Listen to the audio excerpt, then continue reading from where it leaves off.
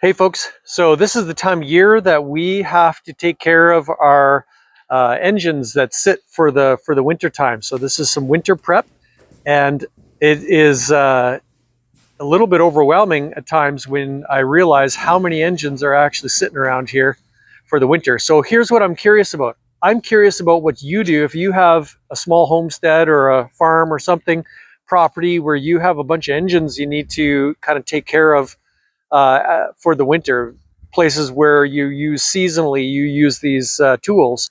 And so I'll show you here just quickly, and it becomes quite overwhelming in a way how many we have sitting around here. So garden shed, got some stuff in there that needs to be done. Got a vehicle that's sitting for the winter over here. Got more equipment in this building here. And these vehicles sitting over there aren't mine, so I'm not too worried about those. Got more garden tools in there and more engines in there. So there's a bunch, and this is just the homestead. This isn't the ranch. Like up at the ranch, there's probably another, I don't know, dozen or more. So there's tons to do. And so let me flip camera and I'll show you what I'm doing. So this, I'm not paid. This isn't a promotional ad or anything like that. I'm just telling you what works. I don't like pumping someone else's tires unless I've tried it myself. So I have found that this Lucas product is good for me. I know I've seen lots of tests online of other things, and you can look those up. I'm not going to do one for you here, but Lucas has been tried and true for me. And then I also chase it with a little Seafoam, especially for engines that have gotten clogged up and have problems already. So those are my two kind of go-to products, and Lucas has been good. But I'm curious to know, what do you do for your maintenance program, winterizing maintenance program?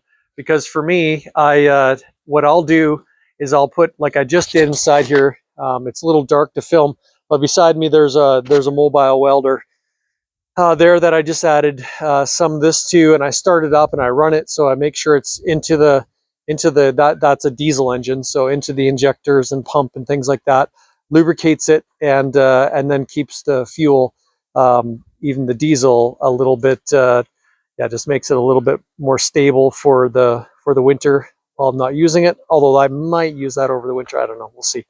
But anyways, gasoline engines, I did my lawnmower. We got lawnmowers sitting in there. I did my lawnmower, couple lawnmowers, and I'll just let the engine run for a few minutes. My dirt bikes, my few motorcycles, my wife's bike, her car, things like that that sit. I just want to make sure have something in them. Our fuels have so much, well, ethanol-based fuels, and they typically have attract some water. And so you just need to do something to kind of help stabilize that and mitigate the moisture content within the fuels. So that's my program. Curious to know what you do. Let me know in the comment section below, and yeah, we'll keep the conversation going. All right, good to see you, and we'll see you in the next one.